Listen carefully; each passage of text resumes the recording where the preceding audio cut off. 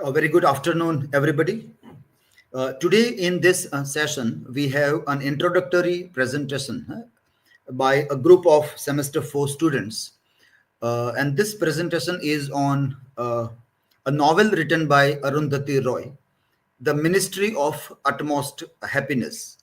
The novel is quite a complex narrative of contemporary India and the events that happened in past few decades in India.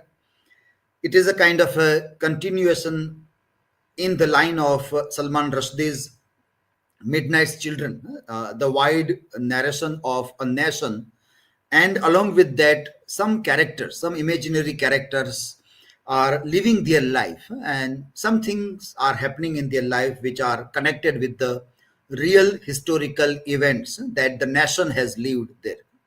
So it's a bit difficult to read novel, a little bit bulky novel also, and a very complex, broken narrative is presented in this. It's like a image on a shattered mirror, as if we are having a look at a shattered mirror image. That way, the story is presented. So it will be a very difficult task, but let us see how the students have prepared the introductory presentation. We have today the group of 7 students talking about it. Yashraj, Trupti, Riya, Khushi, Hardi, Unnati, and Bhumiba. These students are going to make the presentation. So let me invite them one by one. You can come and talk about this novel.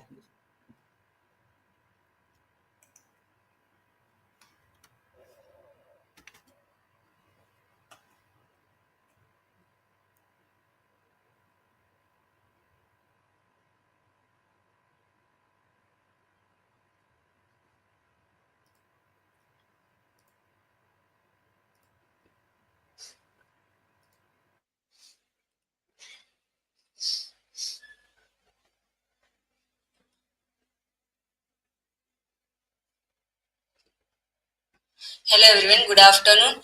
Me and my co-presenter Trupti, Riya, Hardi, Unnati, Bhumiba and Yashraj, we are going to present introductory presentation on the Ministry of Utmost Happiness by Arundhati Roy. This is the table of content we are discuss. First, Arundhati Roy, full name Susanna Arundhati Roy. She was born in November 24, 1961. Shillong, Meghalaya, India. She parents Mary Roy, a prominent women's rights active from Kerala. Rajiv Roy, a Bengali tea plantation manager.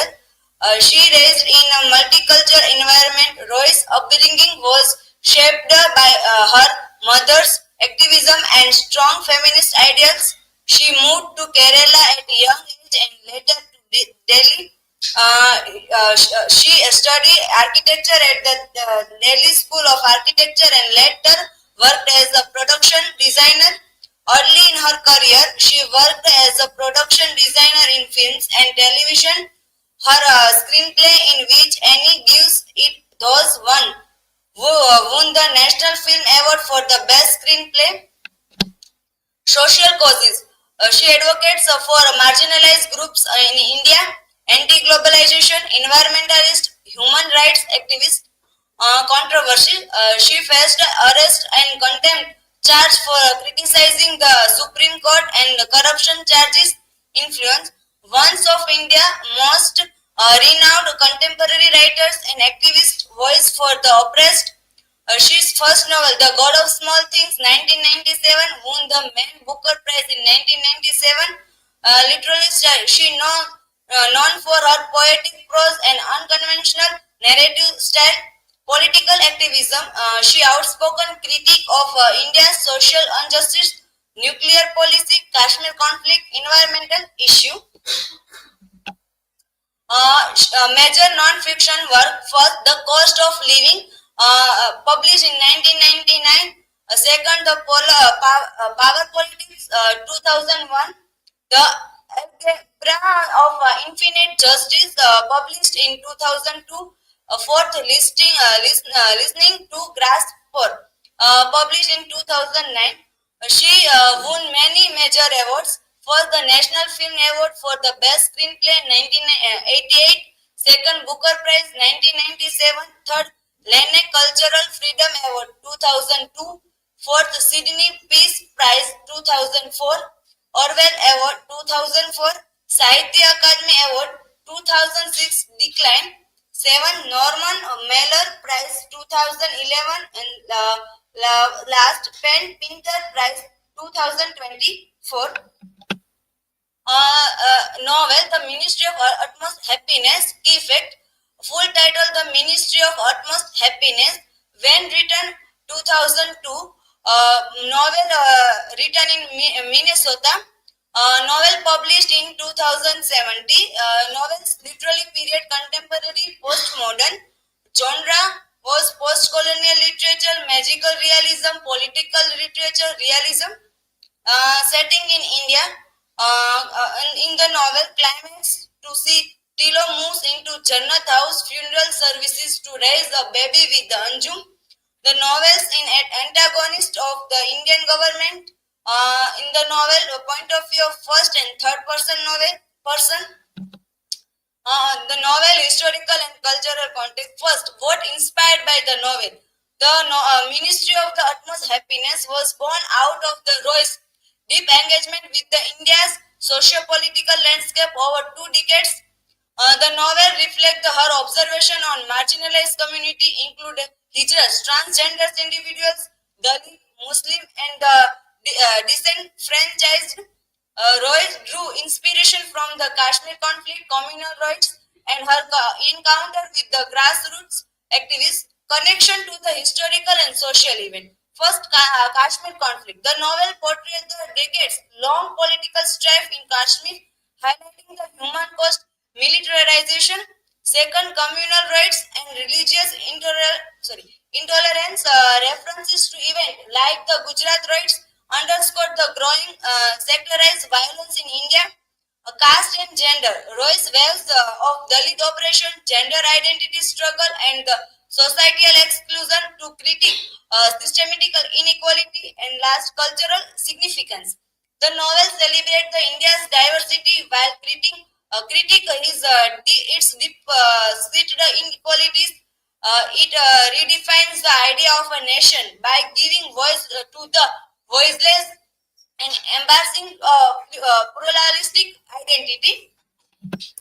My learning outcome is the novel in understanding the marginalized community like Dalit, Muslims, awareness of political and social realities India. In the novel, to see the Kashmir conflict in India's how political role, critical examination of identity and belonging, appreciation of narrative innovation, engagement with the themes of resistance and resilience. This is my side. Now continue the presentation. I would like to call Riya.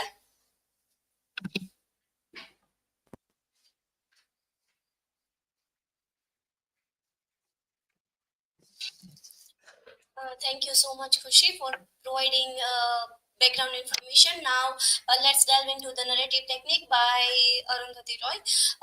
For expressing the rich narrative techniques, Roy herself explained in his personal communication, which is published in 16th of January 2018, that my second novel is like a city. It has a form, and then that form is ambushed, and yet it still has form. It's not an accretion, but it circles around itself. It has structure. It is an Indian city. It has unauthorized colonies, and it has illegal immigrants, and it has dogs and cows and creatures and pets. It is a porous Indian city which has its own plants. Yes, let's discuss narrative technique then. The fragmented structure and multiplicity.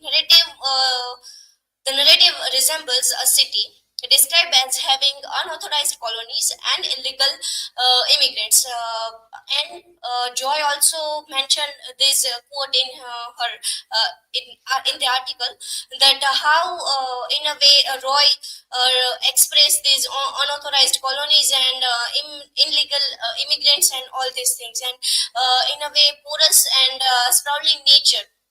Yes, it shifts between multiple timelines and characters and locations such as Necropolis, Kashmir, and urban Delhi. The story is built as a shattered jigsaw puzzle, which scattered hints and foreshadowing the waves, the narrative threads together, ensuring no question or elements is left under resolved.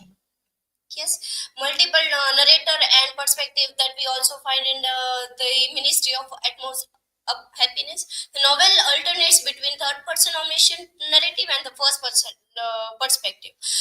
For example, we can say that first half focuses on Anjum, yes, with the third person narrator, while the second half narrated by Biplav Das, an unreliable narrator, adding the subjectivity and bias. This shifts in narrative voices enhance the exploration of character psyches, and provide a more multi-phased view of events. Yes, autobiographical and realistic elements also we find in this novel.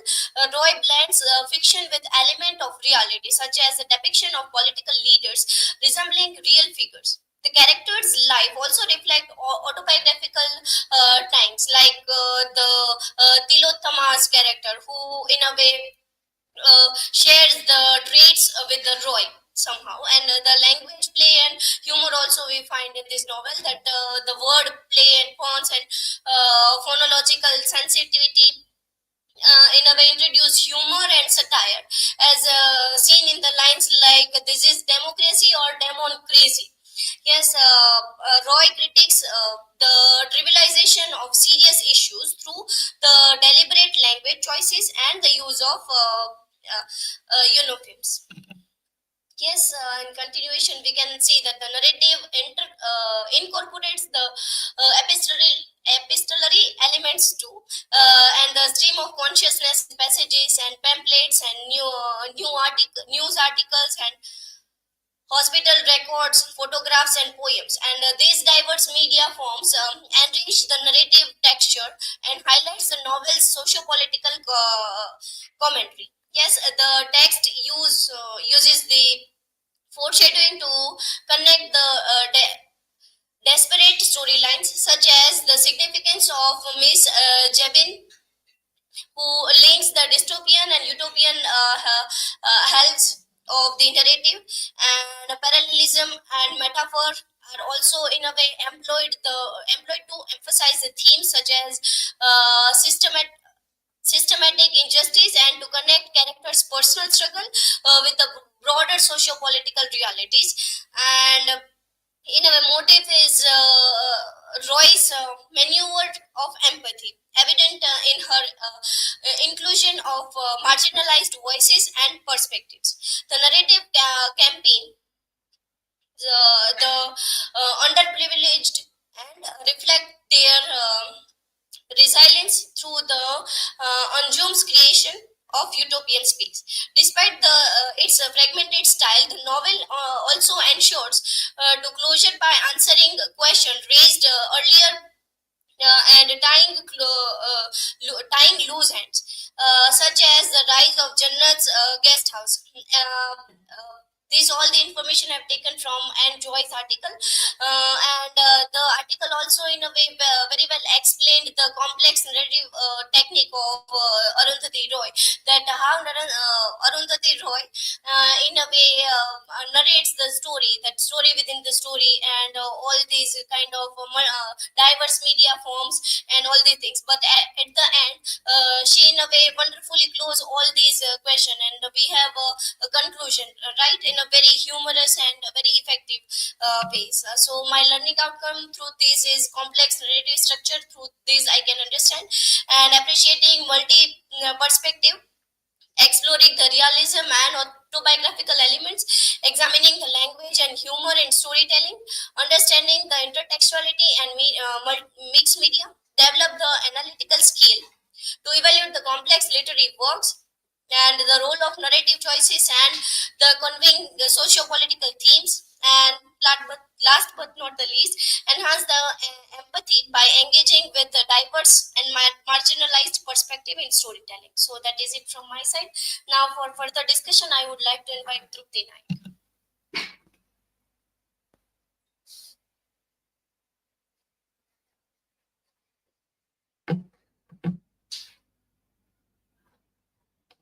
Okay, so I am dealing with the characters. Characters part 1, Khwabga.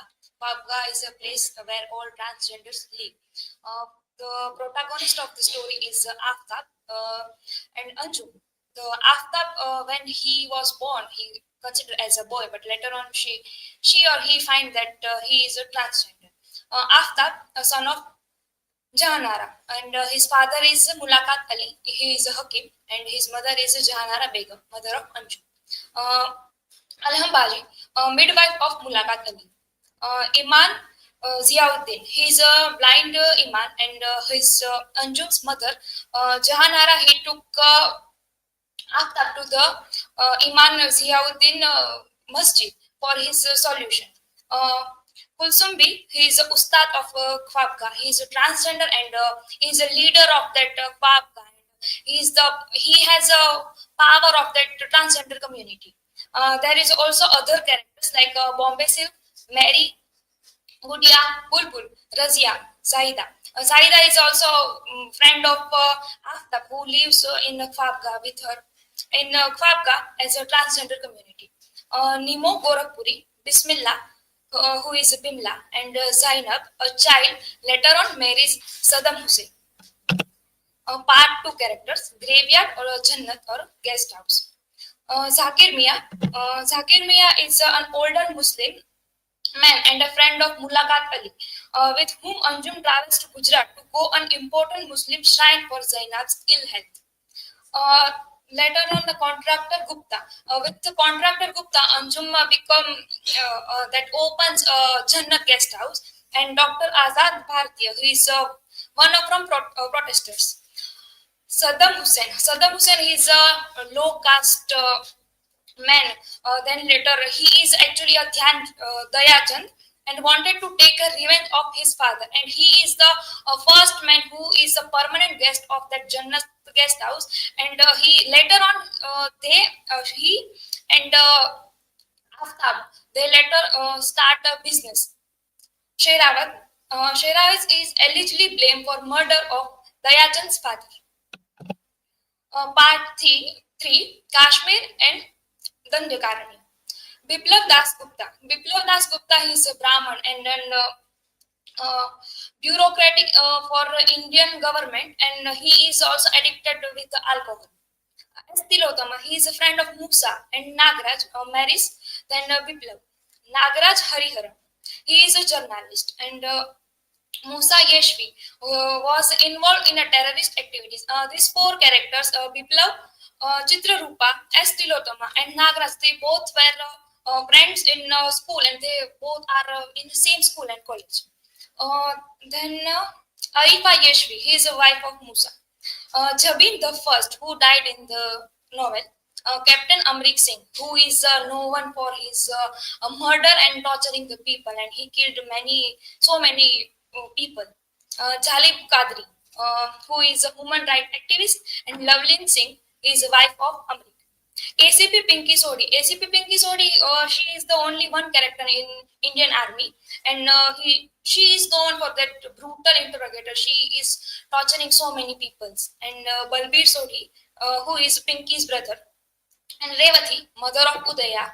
And Revati was Miss Jibi, the second's birth mother, who sends a letter to Jannat guest house via Dr. Azad Bhartiya, explaining who she is, a low caste woman from a rural area in India. As a young girl, Revati always excels in a school but lacks the resources to pay for her education. In the novel, we can see that Revati was also brutally raped by 6 police officers, and later on she got so pregnant and she gave birth to Udaya. And Udaya the Jabin the second.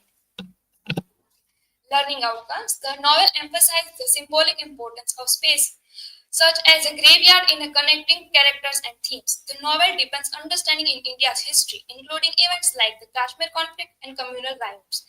It sheds light on the challenges of navigating identity in a diverse and divided society. The book explored the fluidity of gender and identity through the character of Anju. It reveals how caste, gender, and religion intersect to shape individual identities. I understood how political events like the Kashmir conflict and communal riots shape individual and collective lives. Now, I would like to call Bhumiba Gohil to plot summary.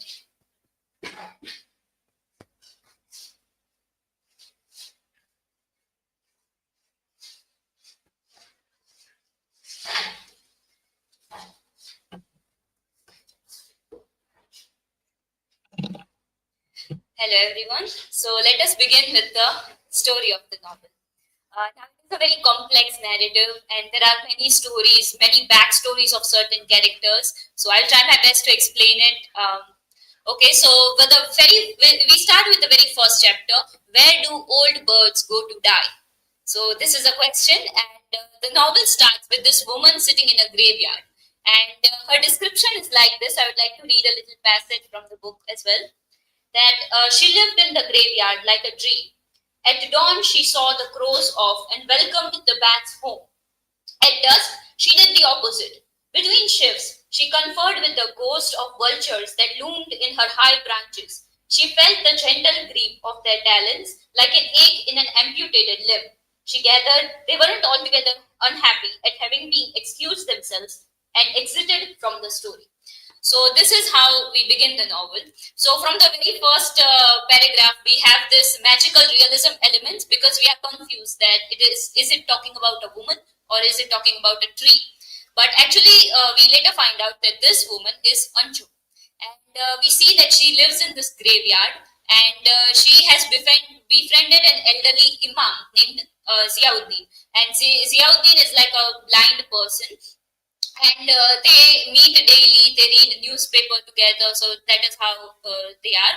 And then one day Ziauddin asked her that in your community, like in your people, when your people die, do they get buried? Who cleans the body and everything? And for some reason, Anjum is offended by this. We don't currently know why.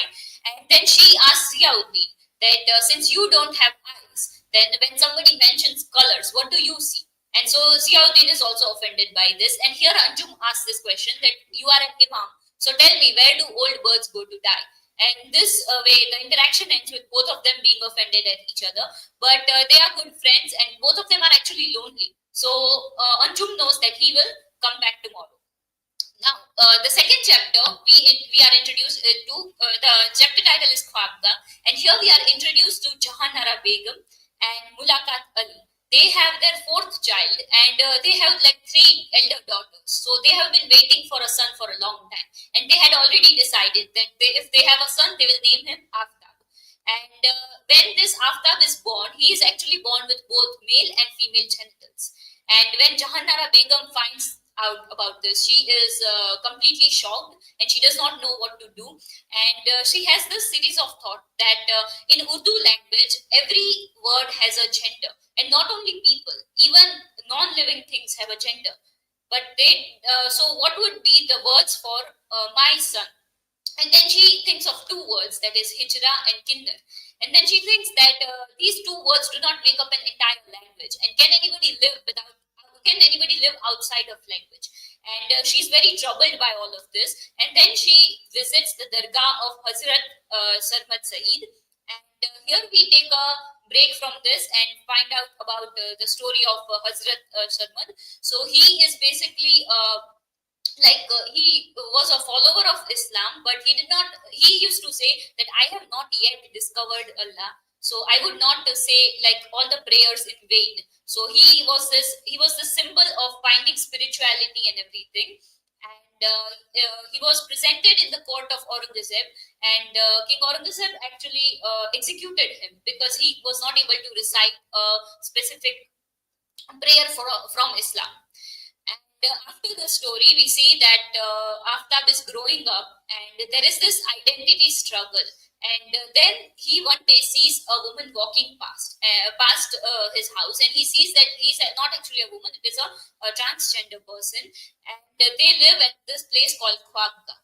So Aftab really romanticizes this place, and he believes that there are two different worlds. One is dunya, or the reality in which he lives, and another one is the Khwabga, where these transgender people live, and he believes that everyone in Khwabga is happy. So one day, he became familiar there, then he was a friend with Nimu. So as he was talking to Nimu, he says that everybody is happy here. So Nimu tells him that for other people, everything they hate, all of their problems are outside of them. If they are in bad marriages or they are suffering from poverty, everything is outside of them. But actually for us, Indo-Pakistan war is inside of them. So they said that our struggles come from the inside. So they are not actually happy at Khwabga. And at first, Aftab does not understand this, but later as he grows up, he understands this, and then he leaves his family and shifts into Khwabga. Here, after some time, he finds a baby abandoned somewhere. So he adopts it, and the baby becomes Zainab, and Aftab becomes Anjum. And Anjum always had this desire to become a mother. So that is why she adopts the baby. And one time, what happened was that Zainab was very sick. And so there is this another new person added, that's Saeed. And Anjum does not like Saeed. So she says that Saeed has put in a curse on my child, and that is why she's sick. And then sometime later, they find out about the 9/11 attacks in America. And here also, Anjum blames Saeed that she has put this curse on my child, as well as it has affected the entire world. But there is also the political inclinations of this, and the novel talks about how the poet prime minister of that time, and how he talked about this 9/11 attacks, how he reacted to it. And then we see that because Zainab is very ill, Anjum decides to travel to Ajmer Sharif with a friend called Zakir Mia. So Zakir Mia is like an old man, and so they decide to go take a detour and go through Ahmedabad. And here they are caught between the Godhra Kand of 2002. And in this, they are caught, and we see that Zakir Mia is killed. And so he is dead, and they do not kill Anjum because they believe that killing Hijras bring bad luck. So there is a explicit detail about how this Godhra Kand was going on. There is also the mention of the chief minister of Gujarat at the time, who is called Gujarat Ka Lalla, that he is Gujarat's beloved, and he had like cold eyes and a vermilion forehead. And in all the speeches, he brings out the hate for the Muslim community. Then after this, so Zakir Mia's son goes on to find both Anjum and Zakir Mia. That's how we found out that Zakir Mia is dead, and he found Anjum living in a camp somewhere, and so he brings her back here. And then coming back in Khwabga, we see that Anjum is a different person, because all this trauma, all this grief, they persist in her. And at first, Anjum used to do this, that she really enjoyed dressing up like a woman. But now she started dressing up in boys' clothes as well, because she thought that it is safer. Then she started teaching Zainab Hindu mantras, the Gayatri mantra and everything. And she started dressing Zainab up in boys' clothes, so to keep her safe. And then she is met with resistance at the Khwabga, because in her absence we see that Zainab has started calling Saeed mummy, and this really hurts Anjum. And another thing is that because Anjum is dressing Zainab up in boys' clothes, then people are saying that in Khwabga you are free to make your own choices, so you cannot force Zainab to dress like this. So because of that, then after meeting such resistance, and because of all the trauma, Anjum decides to shift to the graveyard. Here also, she is met with many resistance. Many police officers come and they try to tell her that this is not your land. Why are you living here? But Anjum said, but they are like scared of Anjum. They are scared that since she is part of a Hijra community, she might say a curse or something. So they let her be. And then later, her house at the graveyard is developed into Jannat guest house. So it becomes like a guest house for selected people, and it is only for the people. Anjum says that it is only she is the one who accepts the guest, and she can refuse anyone. And she says that it is only for the guest house is only for the people who are rejected from the dunya, or nobody else is accepting them. Then only I'll accept these guests. And then we find the introduction of Saddam Hussein, who becomes a permanent guest here. So Saddam Hussein's real name is Dayachand. And at first we see, when we meet him, we find out that he left his job at a hospital. His job was handling cadavers, which basically means handling the dead bodies. And we see that he also lost his eyesight because he worked in a museum, and there was like an iron statue, and he had to stare at it all day, and sunlight was hitting that statue and coming into his eyes. So he asked the museum authorities that I want to wear sunglasses, but they refused. And because of this, Saddam Hussein ended up losing most of his eyesight, and then he was removed from that job as well. And then he shares his past life, his backstory with Anjum. He says that his real name was Dayachand, and he belongs to the Chamar caste, which is like considered a lower caste. And he says that him and his father used to work in a village where they used to clean up the dead bodies of cows. And what happened was that the police officer, they used to give him bribe like every time. So he asked for more money, and his father could not pay. So he started this rumor that they have actually killed the cow. And because of this, a mob started to form. And in that mob, Saddam Hussein got scared. Dayachand got scared, and he hid in the mob. But his father was beaten to death. And this is something that really hurt him and changed him. And after that, he saw the Saddam Hussein's execution by America, the real Saddam Hussein's, and from that he found him inspiring, and he found this desire for revenge, and he changed his own name to Saddam Hussein. And then the chapter ends with both of them saying that they live together, and we see that they are waiting. Anjum waited to die, and Saddam waited to kill. So there is this. The chapter ends with both of them coexisting. And we also see that at this guest house, there is Anjum's growing political interest because she keeps the TV on all the time. So she has strong political opinions as well. And she shares the current scenario of India at that time, that the poet prime minister was voted out, and in his stead, he had a Sikh economist prime minister. And at first, Anjum thought that he is a very resilient person. He's like a silent force. But later, she accepts that maybe he is just a puppet. And they also mentioned that Gujarat Kalala keeps on winning elections after election in Gujarat. And and after this, Saddam also starts funeral services at Jannat Guest House. So the name changes from Jannat Guest House and funeral services. In chapter number 3, the nativity, we see the protest happening at Jantar Mantar. So the chapter starts with the arrival of international companies in India and how they changed the global scenario. And we see there was a mass removal of slums from the city. Here it means actually Delhi. That Supreme Court judge said that those people who cannot live in the city should not live here. And so there was a slum removal. And there was protest against in Jantar Mantar. There were multiple protests actually. There was protest against corruption done by a fat old Gandhian fellow, and he's on a hunger strike against corruption. Then there are Manipur nationalists protesting armed forces and special powers act. So at that time, Manipur had this Armed Forces Special Powers Act, which basically means that the army was allowed to shoot people at suspicion. So many innocents were dying because of this. So there was protest of that.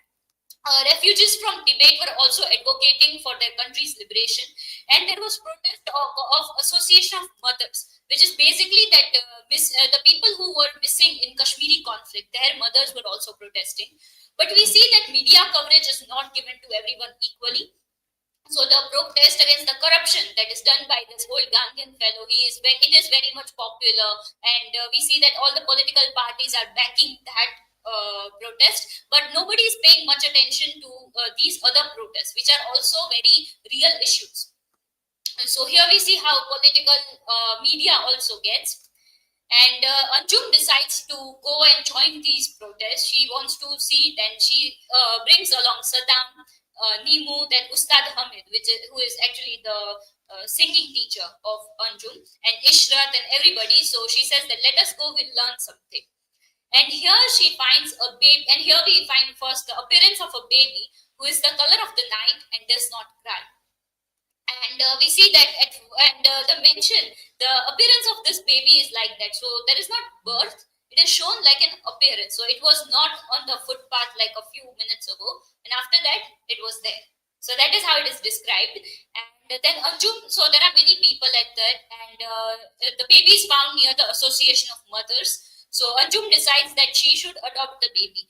But as she goes, she meets resistance from Mr. Agrawal, who is an upcoming political leader. So he sees this as an opportunity to grow his own following. So he decides. So he says that no, you are not allowed to do this. And so there is like a fight kind of breaks out.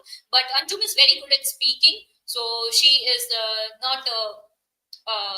She does not let Mr. Agrawal win, but then there is arrival of police, and they arrest both Anjum and Ustad Hamid. And in all of this, the baby disappears somewhere. And this is how this chapter ends. Now we see a chapter on Dr. Azad Bhartiya.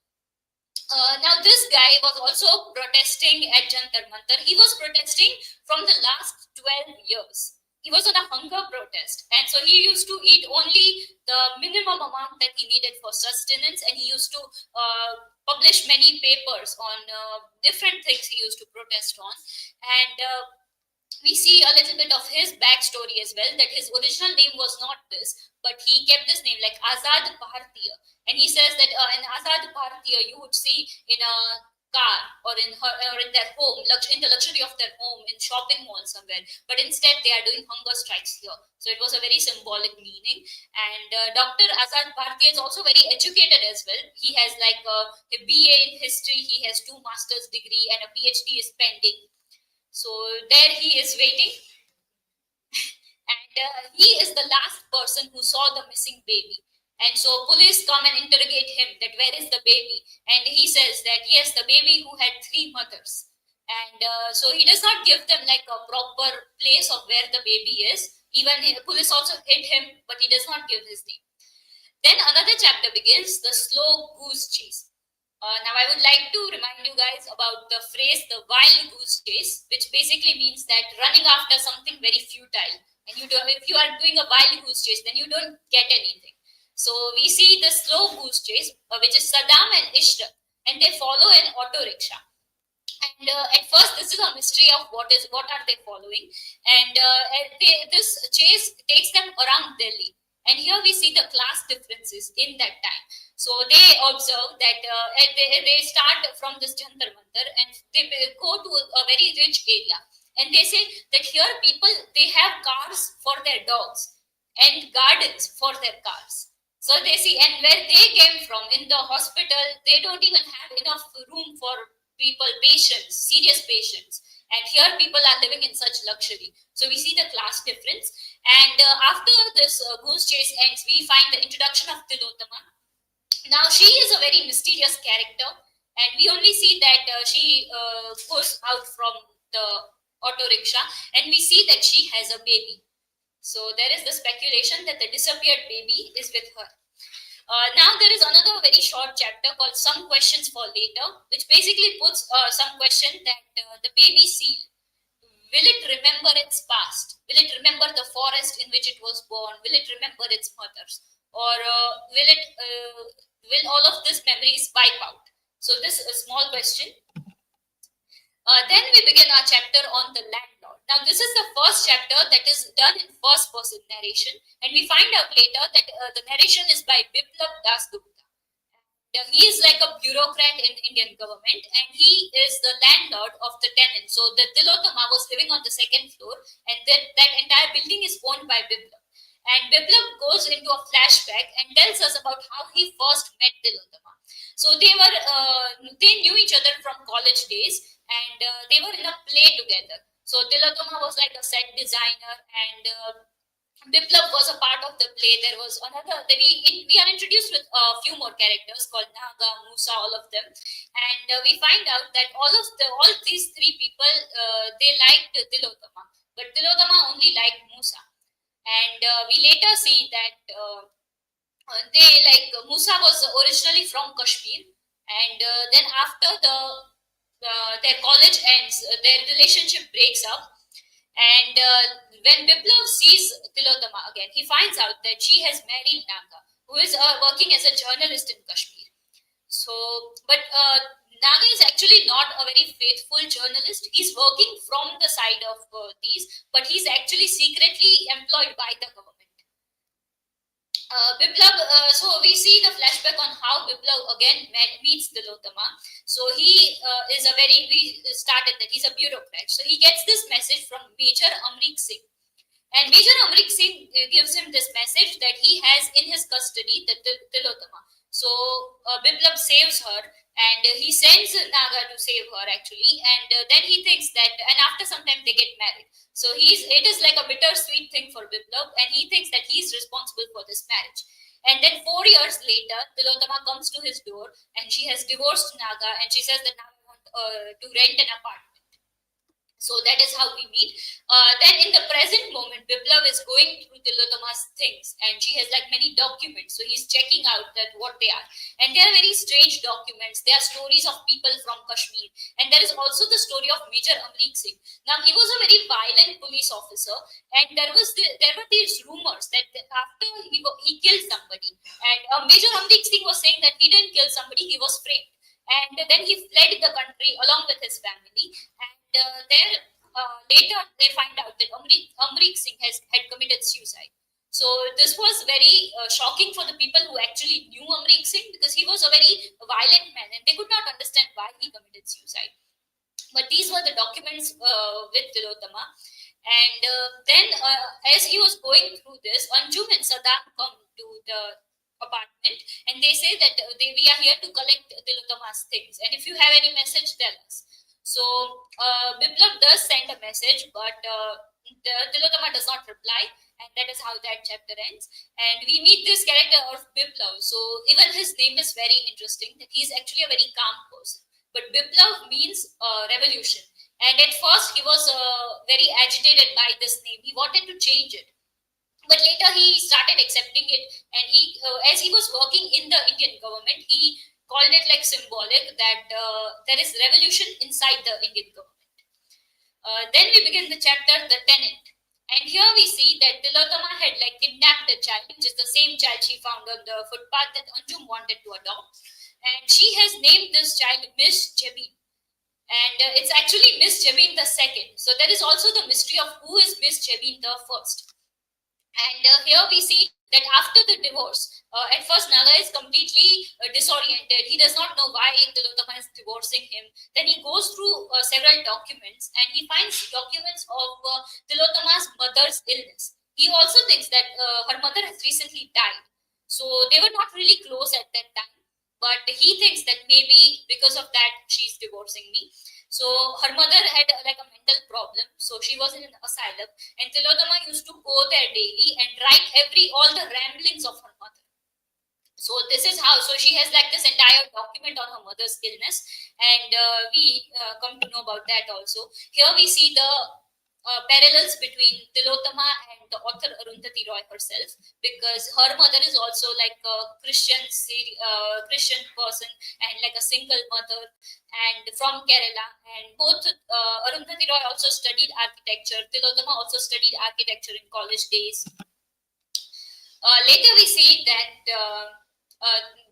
Tilotama takes that baby, but she does not know what to do with her. So then Dr. Azad, who we saw protesting earlier, he advises Tilotama that you should do a thing, you should give this to Jannat guest house. You should take that and give this baby to Anju. She will take care of it. And then we find out a little story of Musa. We are not sure what happened, but there is the story of how he lost his family. And we find out that actually the name Miss Jabin was originally, Miss Jabin the first is actually the name of Musa's daughter. And then Tilotama goes to Jannat house, guest house with the baby. Then we find out the untimely death of Miss Jabin the first. This is the chapter's name, and here we find detailed account of what happened. So Musa was living in the Kashmir with his wife Arifa and their little daughter Miss Jabin. And one time there was like a funeral of somebody. One of the protesters died, and there was their funeral. And Arifa really wanted to attend this, but she does not want to put baby on the risk. So she does this thing that she is on the balcony with her child, and out of nowhere, something starts like and they start shooting people, and one bullet goes through the temple of the baby Miss Jabin and also hits the heart of her mother. So one single bullet kills both of them, and there is this deep shock. Musa does not know what to do, and of course he has lost his family, and instead of grieving, he is called by Major Amrit Singh for interrogation. Like not an outright interrogation, but like meeting, and when he is like subtly showing like his own power to Musa, and so Musa now sees that now there is no way of living like a normal person, and he goes underground, and then he later becomes a terrorist. And then we find out Tilo's time with Musa and Gulrez. So Gulrez is like a name, Major Gulrez, and both Musa and Gulrez, both of them use this. And later we find out there are these rumors that Gulrez is captured, Gulrez has died.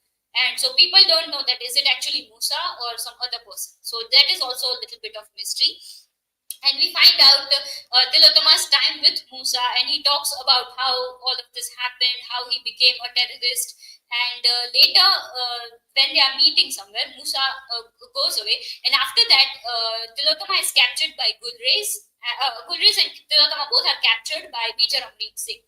And we see here the introduction of ACP Pinky. She is the only female officer in the army at that time. So but she's also very capable at torturing people. So she is sent to torture Tilotama. But what happens was that Tilotama sends the message. So we find out that this is past events, and she's sending a message to Biplav. So Amrit Singh knows that Biplav is some high-ranking officer. So he says to ACP Pinky that don't torture her in such a manner that her body has any bruises. Otherwise, people will know. So it might start a problem for us. And so the ACP Pinky does a thing that she calls somebody and she shaves Tilotama's head. And later, Amrit Singh finds out what position actually is of Biplav, and he's scared. And then he finds like a head covering for Tilotama. And then later we see the last meeting with Musa. And Musa actually advises Tilotama that don't stay alone. You do a thing, you marry someone like the journalist Thanga. And that is how she decided to marry him. And then we later find out that she is pregnant with Musa's child as well. So she decides that she does not want to give birth to that child. So she aborts the child. And now we bring to the almost the last chapter, the Ministry of Utmost Happiness. And here we see all the loose ends are tied together. After all these descriptions of what are the things happening in Kashmir and everything, we find out that Tilotama, we come to the present moment where Tilotama has brought the baby to the Jannat guest house, and Tilotama starts living there as well, and she starts a school for poor children. And now there Zainab, the first daughter, we can say, of Anjum, she also comes regularly, and she comes to meet Miss Jabin and help in raising her. But at the same time, she's in love with Saddam. So we see both of them get married, and they really start to create a community, a happy community of people, outcast people, we can say, at this Jannat graveyard. So they start a school, which they call Poor People's School. And they have like a big garden, which is also for like open for everybody. So it is like Poor People's Garden. Then they also create a swimming pool. And so they say, people say to Anjum that we don't have enough water to fill that swimming pool. But Anjum says that we will still create a swimming pool, because why should only rich people have all these luxuries? So they have this like a poor people's swimming pool as well, and they are living in this very happy community. We also find out the political glimpses of the time that Gujarat's Kalala has become the prime minister, and Anjum does not know how to live with that. Saddam is also very angry at that. And now there is this one mystery of who is the original mother of Miss Jabin II. But then one day Azad comes with a letter from Revathi. Revathi is actually a Communist Party member, and she is the real mother of Jabin. And she has this entire letter. In this letter, we find out the story of Jabin's birth. So Revathi was like a Mao communist volunteer, and she was captured by the police, and she was brutally raped by 6 men, and she later runs away from them, and she finds out that she's pregnant. So at first she does not want to give birth to the baby, but she decides to keep it, and that is how she gives birth to Miss Jabin, who she actually names Udaya, which means sunrise. And after giving birth to the baby, she does not have enough resources or anything to raise the baby herself. So she does this thing that she goes to Jantar Mantar, and she sees that there are many people, good people. So like Azad, there are many mothers association we earlier talked about. So she leaves the baby at Jantar Mantar, and she hopes that maybe some good people will adopt her. And later she writes this letter, and she says that as you will find this letter, by that time I will be dead. And so that is the story of Jabin, and then she changes her name to Miss Udaya Jabin. After that, we find another Biplav's perspective chapter, the landlord. So Biplav is again reading the old documents, and now Biplav has changed his views on Kashmir. Till now, he was thinking that all of this was like he thought that it was equal and opposite reaction kind of a thing. Now he supports the people of Kashmir, and here, as he was going through this, unexpectedly Musa enters, and Biplav is very eager to tell him that I have changed my views about Kashmir, and he tells him about this change and everything. And then he asks that what happened to Major Amrit Singh? Did he actually commit suicide? So then Musa talks about this, that yes, Major Amrit Singh was very much guilt-ridden. He had killed many people, many innocent people as well. Yes, he had tortured many people, and because of that, he was like a guilt-ridden, and he started to self-destruct. So that is how we see that he actually committed suicide. And that brings us to the last chapter, which is Gui Kyom. We see that Musa is meeting Dilo at Jannat, and they are spending some time together. And this is actually their last meeting, because after this, Musa says that now I'm going back to Kashmir, and now I will not return. So as they were spending their last moments together, Tilotama shows this poem. Here you can see the image attached. So it is written like this, and it says that how to tell a shattered story by slowly becoming everybody. No, by slowly becoming everything. So this actually encapsulates the entire novel, that what happens, like it is like a shattered story. There are many perspectives, many backstories to understand, and how do we tell this story? So like by slowly becoming everything. And here we after reading this poem, we understand why the narrative technique is done in such a way. And the last part, I would actually like to read that as well. So it says, by the time they got back, the lights were all out and everybody was asleep. Everybody, that is except for Gyuikyom, the dung beetle. So Gyuikyom is actually a dung beetle, and we see that he was wide awake and on duty. He had a duty as well. He was lying on his back with his legs in the air to save the world in case the heavens fell. So the dung beetle was lying on its back, and it was waiting that in case the skies fall down, I will catch it and I will save the world. But even he knew that things would turn out all right in the end. They would have to, because they had to, because Miss Udaya Jabi had come. So we find out through this, the novel ends, and we see that Miss Udaya Jabi becomes the symbol of hope, and that is how this story ends. So now I'd like to share some learning outcome. So I was very much impressed by the narrative technique of the story and how it is a tapestry of voices created by multiple perspectives and interwoven stories. I have not actually read the entire novel right now. I'm only halfway done. But yes, it is very amazingly written, and the narrative technique is simply to marvel at. And we see the struggles of marginalized community and their struggle for dignity and struggle for being for being like a normal person. And that is also very well described by Arundhati Roy. And we see it in such a very, we can say, in a deep manner. We also find the commentary on contemporary Indian socio-political issues, and we see what was happening in the political scenario and all about caste, gender, religious violence, and nationalism. So all of this are also described in this novel, and we see how this novel functions of fiction as a tool to challenge societal injustice. We see how fiction can also make a difference in changing the society. So with that, I would like to invite the next presenter to discuss major themes.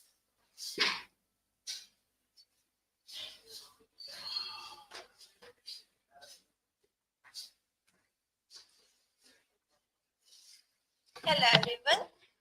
I'm dealing with the major themes of the novel. Let's begin with the first, the nature of paradise.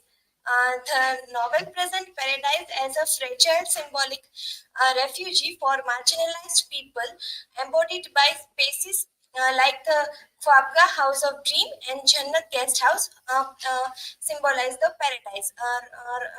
Arundhati Roy shows that this paradise exists alongside suffering and death, highlighting the true happiness lies in accepting life's separability from morality.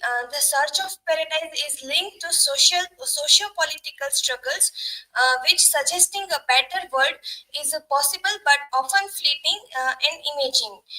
The novel rejects utopian ideals, which portray contentment as resilience within the life's harsh realities rather than complete overcoming of suffering. Second one is the importance of ambiguity and diversity. The novel explored internal divisions in identity and society, which linking the personal struggles like Anjum's gender identity to national conflicts. And particularly the Kashmir issues. Roy's critics enforced on uniformity, which showing that attempts to impose singular identities lead to violence and societal background. Ambiguity and diversity are portrayed as life affirming, with Jannat Guest House symbolizing a safe space for society's outcasts. Empathy emerged from embracing brokenness and differences, which contrasting with the destructiveness of rigid bureaucratic systems. Third one is the cost of modernization. Modernization in India, which driven by Western capitalism, commodifies culture and marginalizes the poor people. Economic progress benefits the elite class people, while farmers, beggars, and Kashmir's suffer displacement and death. The Kashmir conflict sustains profiteers on the sides, and which turning violence into a business. Modernization fuels Hindu nationalism and worsens anti-Muslim and anti-Kashmir sentiments. Jannat Guest House symbolizes refugees from modernization and destructive march through India's fate remains uncertain. Fourth one is the boundaries between death and life. The novel blurs the line between life and death, which portraying them as interconnected rather than opposites. In Kashmir, Marty martyrdom culture glorifies death, which were making survival itself a punishable crime under the occupation.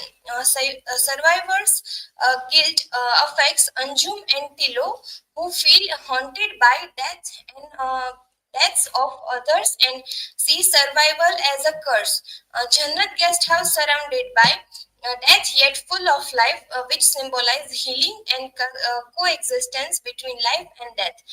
The whole novel questions whether true living is possible under oppression, and suggesting that dying can be another way of living. Death offers liberation, while life remains entangled with trauma, loss, and political violence. Fifth one is how and why stories are told. First one is fragmented narratives. As Riya discussed on that article, the narratives novels non-linear broken structure reflects the complexity of sheltered stories that can't fit traditional plots, stories, and identity.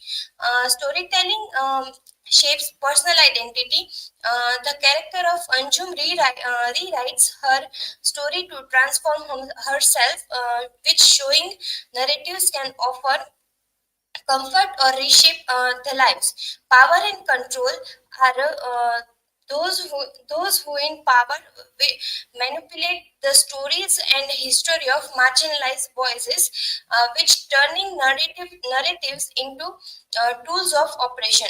Multiplicity of truths in Roy emphasized diverse perspective, and warning against singular official stories and highlighting the fluid nature of truth.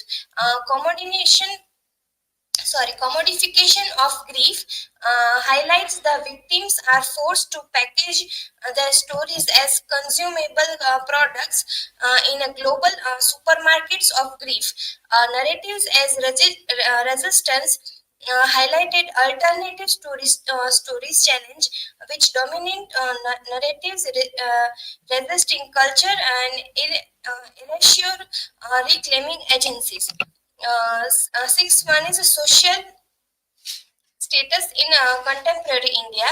The marginalization and identity deals with the knowledge, explores the exclusion of Dalits, Muslim, and Hajiras from mainstream India identity due to caste, religion, and gender. Hindu nationalism and oppression deals with the rise of Hindu nationalism, which deepens the marginalization of non-Hindu communities and the particular Muslims, linking into Kashmiri separationism. Um, Displacement and modernization highlights the economic progress and gentrification displace the poor, rendering them invisible to the government and society. Caste and religious politics highlights the Roy's critics like how caste-based labor and religious biases shape social hierarchies and influence political narratives. Cultural ex- extinction highlights the tension between modernity and tradition, which threatens the cultural identity of marginalized groups like the Hajiras. Dehumanization highlights the political and social rhetoric dehumanizes minorities and treating them as lesser citizen of threats to national unity. So, my learning outcome of the novel is the novel make understanding how marginalization impact identity and citizenship in contemporary India. It also recognizing the dangers of religious nationalism in depending social divisions, gaining insight into how modernization can perpetuate social and economic inequalities. It also realizing the role of caste and gender in sustaining oppression in society. The novel explored the dehumanization of minorities through the political and social exclusion. Novel also reflecting on the cultural loss and faced by marginalized communities in the face of progress. Novel also developing empathy for the lived experiences of oppressed and forgotten groups. Now, further presentation, I would like to call Unnati.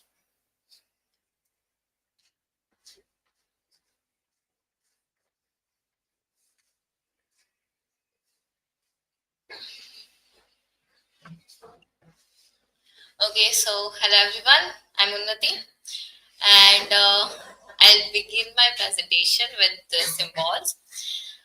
Okay, so the first one is Hazrat Sharmad Shahi, which in which it talk about the background journey and representation of love, where Sharmad's story symbolizes unconditional love that embraces differences, including diversity in religion, sexuality, and belief systems.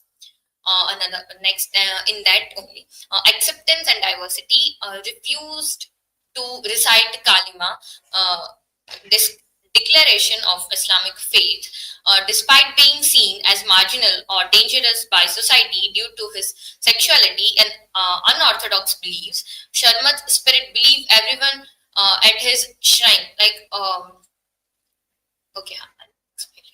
Core values. Visitors often don't know all the historical details about him. The shrine embodies values like spirituality, simplicity, and love, which stand above rigid societal and religious faiths. The old man baby, in which the old man, which like we can see in old means Anjum as Aftab, old, and baby we can see. Represents old man represents hope and decay simultaneously. Sorry, with his youthful smile, hope on an aging, dying body, decay and downturn. The protest initially unites people from diverse backgrounds, creating hope for a better future. Symbolizes a fleeting vision of utopia, but one tied with wealth and prejudice. The supporters represent the shallow participation of the upper class who enjoy the thrill of protesting without addressing deeper issues. National flags and patriotic songs. The old man's rhetoric begins to appeal to Hindu nationalists who eventually dominate the protests, symbolizing shallow nationalism used as a cover for a lack of meaningful change. The Shiraz cinema, which symbolizes that earlier there used to be a cinema where there were like movies or were shown which usually shows about the Hinduism, like Hindu and Muslims and Kashmiris are the bad. So later it was converted into military imperialism for the use of that, and India using force to dominate the region. The Allah Tigers, which represents religious extremism and the dangers of rigid fundamentalist views. And the interrogation center, after the closure of the Indian Army converted the theater into the interrogation center, it became a place of detention and torture for suspected insurgents, a stark symbol of oppression and violence, showing how military control can escalate conflicts. Jannat Guest House and Funeral Parlor. So here we can see that Jannat Guest House, as Bhumi and my above presenters already mentioned about that. So as a symbol of inclusivity and diversity, representing an ideal version of India that values all people. A utopian vision of a spiritual paradise beyond the physical world. The cemetery, with the help of Imam Zainuddin and Saddam Hussein, part of the house is turned into a funeral parlor for those rejected by the other like outside the cemeteries, and represents the fragility and hardships faced by the marginalized people. Like bright colors and decorations, the guest house became home to marginalized people like Tilo and Miss Jineb II, representing a safe haven for everyone. Symbolize hope, resilience, and the joy of creating a safe, welcoming space amidst hardship. Now, Dunya and Jannat. The word and is used by the Hijras to describe life outside the Khwabga. It represents the harsh realities of Indian society full of violence, discrimination, and suffering. Like Jannat means paradise, and is the name of Anjum gives to her house in the cemetery, like given to the like at that place. It represents a peaceful utopian space that is separate from the chaos of the world. Khwabga, a utopian place where Hijras find acceptance separate from the cruelty of the outside world. Jannat guest house, a symbol of hope, diversity, and an inclusive vision of paradise.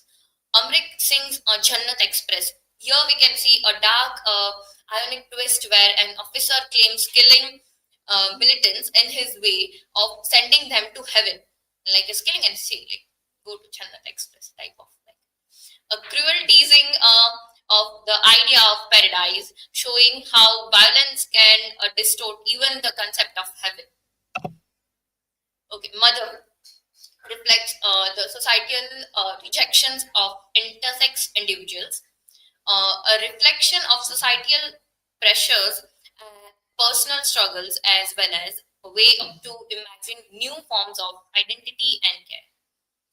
Miss Jinib II, Anjum and Tilo creates a loving unconventional family, symbolizing hope for a more inclusive idea of motherhood and identity. Represents hope, healing, and the possibility of redefining motherhood and family. Mother India. Anjum is humiliated during the Gujarat riots, yes, as we discussed that, and made to chant national slogans, showing how Indian identity is imposed on marginalized individuals. Like here, I remember one of the incident, like while scrolling the Instagram only, I saw one old man is like donating food, and he's saying, "Say Jai Shri Ram, then only I'll give you a plate." So there comes a Muslim woman who refused to say, "No, I don't want to say Jai Shri Ram." Then the old man is saying that, "Okay, then I won't give you food." So this is what we can see, that even today also this type of we can see. Anjum's desire for motherhood reflects a longing for belonging and love, as well as the difficulties faced by marginalized people in achieving those dreams. Bodies, refuse, and internal organs. Bodies and waste, like India's caste system makes Dalits. We often see that we see the lower caste, like the Dalits and all, cleaning the like roads and like for the lower things we have made such that this is for the upper class, this is for the lower caste, and such differences. And over here also we can see that Saddam Hussein, a Dalit, and his family faces even more challenges because they dispose of dead cows, which are scared in Hinduism. Internal organs and alienations. Musa, a guerrilla fighter, experiences such trauma that even his internal organs seems disconnected, whispering to each other as if they are separate beings. And this reflects the novel's theme of inner division and learning to live with them both personally and as a society. The vulture. Vulture symbolize marginalized group who are threatened by modernization and social changes in India. Their extinctions foreshadows the struggles faced by other vulnerable groups in the novel, like waste and the dead bodies represent resistance and marginalized lives. Internal organs reflect inner trauma and divisions. Sound and light shadow shows how history is rewritten for political purpose. Vulture symbolizes the vulnerable and their struggle against modernization. Gujarat Ka Lalla. 2002 Gujarat riots. Gujarat Ka Lalla rise is linked to these riots where widespread anti-Muslim violence occurred. Anjum is traumatized during this event, barely surviving the massacre. Gujarat Ka Lalla. This represents Gujarat Ka Lalla's campaign to become prime minister, highlighting the growing influence of Hindu nationalism, symbolizes the threat of Hindu nationalism and its impact on minorities.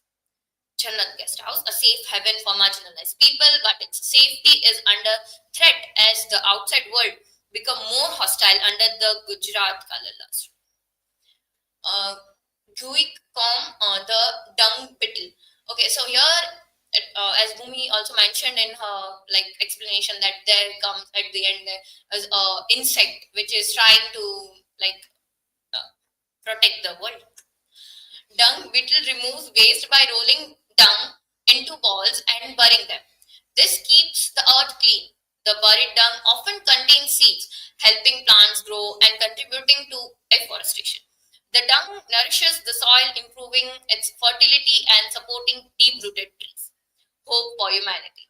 The dung beetle, though small, plays a crucial role in maintaining balance in nature. Its effort symbolizes the idea that even the smallest action can have a big impact.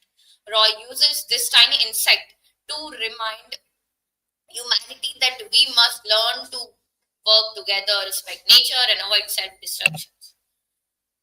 My learning outcome for you again, utopian and dystopian vision, we can see clearly, critique of nationalism and militarism, role of marginalized community, human connections with nature, role of trauma and healing, hope for change. Yes.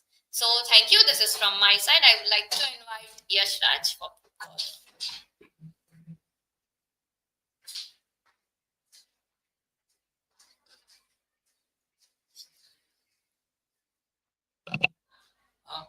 hello everyone. Here I'm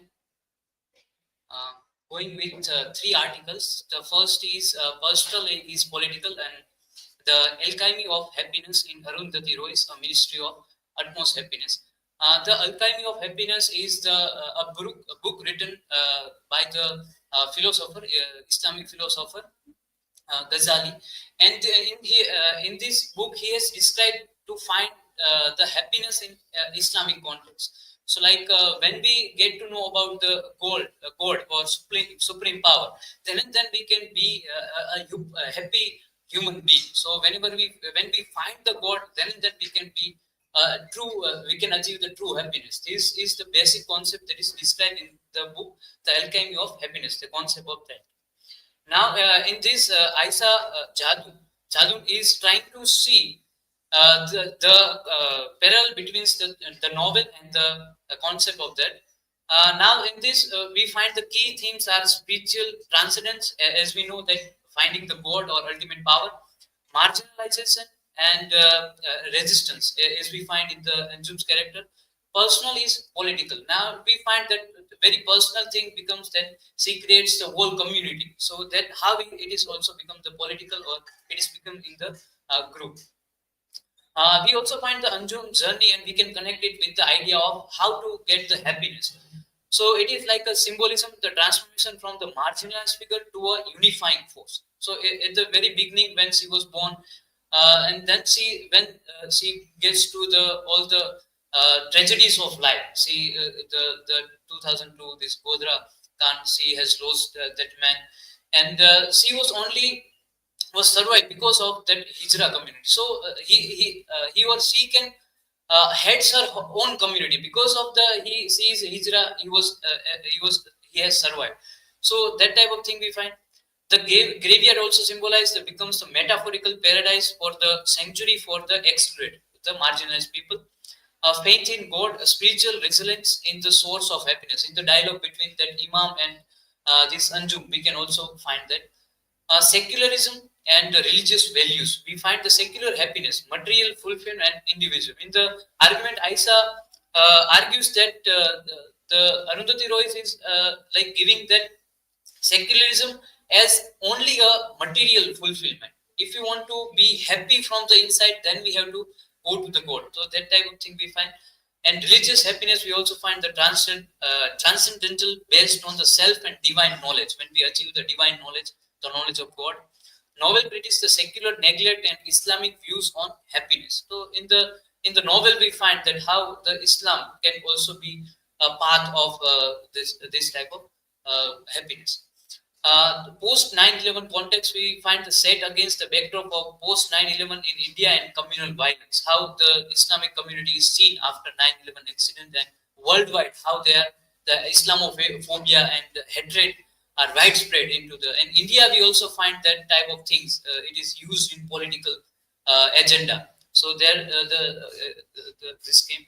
Challenges stereotype about the Islam and threat to the peace. Now it is seen in the political ideology that Islam is like not peaceful community, or it is the politics is going against that idea. So in this in the novel, Roy also critiques that promotes the inclusivity, love, and spiritual harmony. Everyone can be together. Like it is not like that all the people from the different caste or different religion, or even become marginalized. They can't live peacefully. So they can. We can see that in Jannah, the graveyard. Another article exploring border in the Ministry of Happiness. What type of borders we get to know in this Sarmin Sultana described. The first is cartographical borders, like Indo-Pakistan borders symbolize the historical and political divisions, as we know. Kashmir's militarized borders shows the fragmentation of the identity.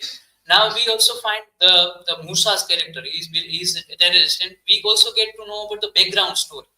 Like firstly, if we see the news reporting or news media, it is only covering the part which is based on the nationalism, which is on the focus is on the nation. So when we get to through this the Kashmir communities and how they also suffered, how the innocent peoples are also being killed in Kashmir, so that we also get gender borders. We find as Anjum challenges the gender binaries as a hijra, as a transgender. Society excludes the non-binary identity, so that gender discrimination and queer theory we can also apply here. Religious borders, we find the Hindu-Muslim tension, the fuel societal device like Godhra Kand incident also came there. Gujarat massacre reflect the religious violence. Caste border, we find the Dayachand faces the caste-based discrimination. So the incident of that the cows, the meat is also being sold and by eaten. That we also find in nowadays also, like becoming more towards saving the cows, and that caste and religion intersects in oppression. Economical border, we find the rich versus the poor and the marginalization of non-consumer class. The poor class are also being marginalized. Linguistic borders, we find Hindi and Urdu divisions reflect the post-partisan identity issues like Hindu to Hindustan, and that the India is getting that connected with this Hinduism and Hindi language. Urdu speakers face marginalization in India, as we know. The Urdu is like shown is as a Islamic language, so it is the roots of that, or it is headed with the name of Islam. Human and animal borders, we find exploitation of animals, minor environmental exploitation. We also get to know about the vultures, and we also get to know about how the cows are being killed by eating the plastic bags, and that reference also comes there. Anjum's board with the animals challenges the human-animal divide, that we also find. Another article, Ecofeminism Study of Arundhati Roy's The Ministry of Utmost Happiness, written by Swati Chaudhary. There she argues the exploitation of women and nature, patriarchal system of exploit, both as seen in the Anjum struggle and poisoned vultures. As we know, like in the feminism, we also consider the queer theory. So how the marginalized community or transgender communities are being exploited, and they are excluded from the society. So that we find marginalized voices like Anjum creates a graveyard sanctuary for outcast, symbolizing the resilience against the exclusion. Environmental critic, we also find the highlights the system destruction, such as vultures dying from the chemicals and suffering in lab animals. So that type of reference also comes there. And Revati's character also comes, that he is the against this belongs to a tribal community, and how she was brutally raped by them. Gender violence, we find Tilo faces abuse and societal stigma and defining the traditional roles. Symbol of graveyard, we find the refugee of marginalized being advocating the coexisting and equality. So everyone can live together peacefully. Call for change. At the end, we can say the advocates the dismantling oppression for gender and ecological justice, symbolized by the graveyard's transformation into the Jannat. Now, as we know, like graveyard or crematorium, it is considered as something absurd, that is something is bad. But now the Anjum is creating the Jannat out of that graveyard. So that type of things we can also find.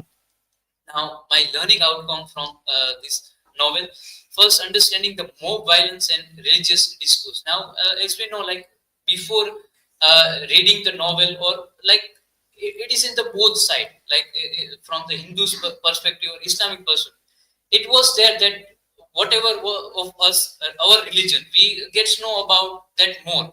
In the political discourse, we also find in the hatred towards Islamophobia, and that type of things were also there in my mind also. By reading the novel, I also get to know about the inside of the reality. Insight into the queer identities. We know, like in India, it is very, right now it is also difficult to accepting the queer identity. So when we get to through the life of Anjum, then we go that what type of trauma they have to face, what type of life they have to live, so that we can also connect, and we can emphasize towards them, become more sympathetic towards them, exploiting societal norms and challenging to them. The effects of riots on normal life, how riots like major incident becomes the clash into the normal people's life who are innocent. Role of media, for example, Nirbhaya case and its attention dynamics. As we know, like nowadays also, when that last incident, rape incident, happened with doctors. So as we know, like how media coverage is only nationwide, that becomes an issue. But that type of things are also being in another states. So how politics control the media, I also get to know about the novel. Awareness about Kashmir struggles, as I have discussed, I only get to know about the Kashmir, the terrorist group, and how the people are fighting for their struggle. So now I know the two sides of the story. So through the novel, I understood that writer's responsibility in portraying the reality. So Arundhati Roy is becoming more real towards whatever happening. Representation of marginalized group. As we know, like the true literature, the essence of the literature is becoming on the side of marginalized group. So either it could be the transgender identity, untouchability, religious minorities, indigenous communities, and rape survival. All the types of marginalized people are portrayed in a good light in the novel. And open-mindedness, like I get to know about, like I'm getting out of that narrow-mindedness. Like I'm an Indian, I should not be proud of Indian, like that type of identity, nationalism we find. I'm Gujarati, so I should watch the Gujarati movies, and I should provide the Gujarati culture. So that type of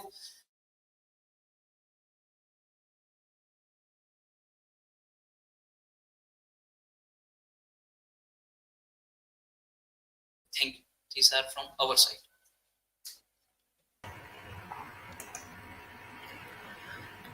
Okay, so it took around 1 hour and 27 minutes. So it's a very long presentation that is made. So if we go back to our template, that what we decided, that what way you have to do and what you have done correctly and where you need to improve so that the next groups can work on it. I'm sharing the screen. I hope you are able to see the screen. Yeah. So this is our template that we shared. You have given quite well title slide with all the details. Okay. Key facts are also presented very well. Everything about the writer and the text also is very well presented. Author's background also is very well given. All the awards, rewards, and other things are presented. Historical and cultural context also is presented very well. Plot overview also was given well. It was a very long plot overview. It's a very complex and a long story. But how to be brief, that also is a skill. Presentations, normally we tell that we want to tell lot many things, but how we can make it as brief as possible, and yet convey the major points also. So in the next presentations, also you see the students that how you divide your time in this. Bhumiba presented the plot overview. So it seems you have gone through the videos and the text thoroughly. So once you have read a lot, you want to speak everything, you want to tell everything. At that time, how to control oneself and give out something very significant and make the audience curious to know more, making the audience curious to know more, so that they may come to you later on and ask that, well, what was that, can you tell me something more about it? So that way you can think of when there is a long plot and a very complex story. Important characters are also explained well. Major themes are also discussed in detail. There are many themes, and all the themes are taken. Here also it became a little bit lengthy and longer one because of all the themes that are discussed in detail. So you have like 7 of you are there, and 30 minutes are given, 30 to 45 minutes. So you can decide your time around 5 to 7 minutes, and then later on you can wind up the things also. Infographics, a few infographics we got, this generated one. The other things you can think of. So we have given example of course hero, where you prepare a kind of a graphic where the entire narrative, characters, lots of things can be presented in a particular slide, in one image, a collage of several things, and it can be presented also. So that we can see. I have seen some of the good images of graveyard, of Anjum sitting in the graveyard, that were generated in the plot overview. In the discussion of plot overview, I have seen those things. But those images were highly exotic images, a very exotic idea. So one do get an idea that the Western mind is slightly biased to look the Orient as an exotic space. And then we need to work on that, work on that bias. Post-colonial studies tells us that there is this Western bias to see the Orient as a very exotic. So those graveyards, the lady sitting there, seems to be very exotic, very glamorous, very attractive thing. So that is not how the Jannat guest house is in the novel. It is not that very attractive also. While watching the presentation, I also thought of trying with this things. And then when I tried this, I also got this image. So we can say this image is a very exotic image, very like you love to go into such graveyards. You think you will be so happy in such a beautiful, colorful. There is a moon shining there, and like we love to go into such graveyards. That is called exoticity of the thing. So it is not appropriate to our novel. So I have to prompt again. I want to say that no, this is very exotic.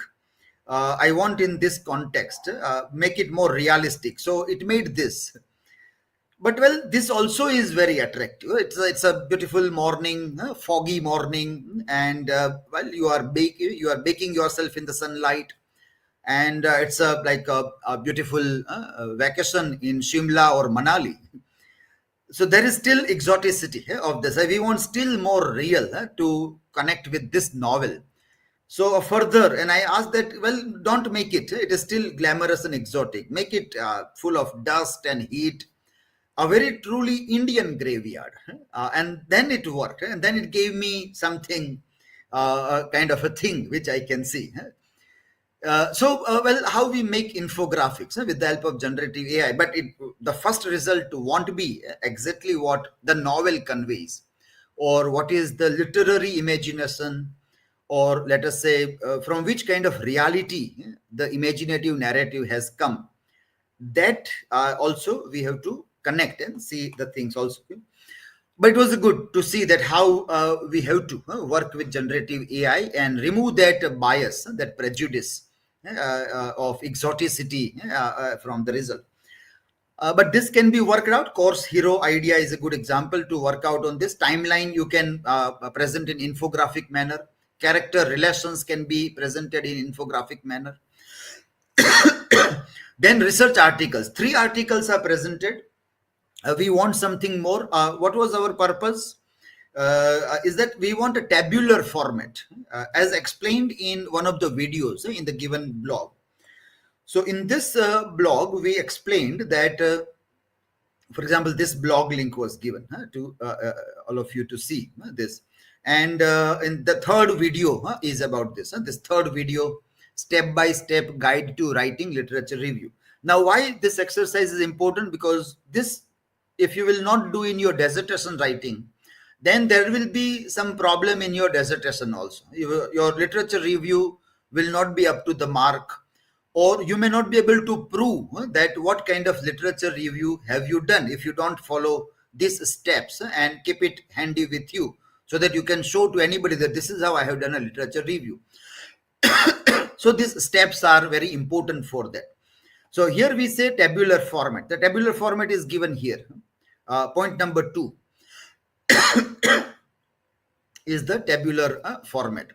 When you will open that tabular format, it has many pages, and you'll have to scroll down to page number 29. Page 29. There are 54 pages in this document. You have to scroll down to page number 29, 30, and onwards. So this is a tabular format. Now, what is given here? Name of the journal. In which journal you have seen the articles pertaining to this text. Here there are many. In your case, it will be very less. But how many it is reviewed? As an example, if you see that 1 decade is taken. In this, the research area was 10 years, 1990 to 2000, use of ICT in English language teaching. That was the concern. So the researchers are investigating that in 10 years of 1990 to 2000, how many articles are written on technology and ELT, and how many journals. So they have listed down journals around 10, 15. How many articles were there? 4,981 articles. They found around 5,000 articles. On a first review, they found 246 relevant articles. Remember, how many reviewed? 5,000. How many found good? 246 relevant to this. And then in the second table, you find research focus, which was presented of 3 articles. This was presented in the slides. But this is how many? 70. Total 70. Now, see, 5,000, from 5,000 to 250, and from 250 to 70. So if you come down to 5 or 10 articles, from how many you are coming down to 5 or 10 articles? So that flow you have to show in your dissertation also, as well as in your presentations also. That way you have to see that. Yashraj came to ask me that how many articles we can take, and there was 1 or 2 articles, and 3 you have selected, but you can select more also. You might be aware about the new subscription scheme of Government of India, this ONOS, One Nation, One Subscription, onos.gov.in. So here also you can try to see. You already have e-library resources, but in case you are not able to find something significant from your online MKBU library, then this you can try now. One Nation, One Subscription, onos.gov.in. Okay. When I gave this keyword, the Ministry of Utmost Happiness, I got some 11 articles, or 11 results I got from this, from various articles. One is already taken in your presentation also from this.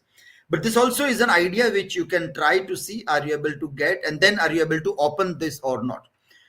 You will have to access through university network. At the top of this page, you will see that you are at Maharaja Krishna Kumar Singh Ji Bhavnagar University. If that line is not visible, you won't be able to access this platform. So sitting in the laboratory, our computer lab, you can access this. Maybe in your mobile phone, you won't be able to access this platform, but institutional access is given. And you can try to see whether you are able to download full text of all full articles might not be available, but still you can use this platform to see how more articles can be explored or can be seen also. Okay, so let me come in the class. Let us continue a brief discussion on this. Okay? We are ending the live stream now.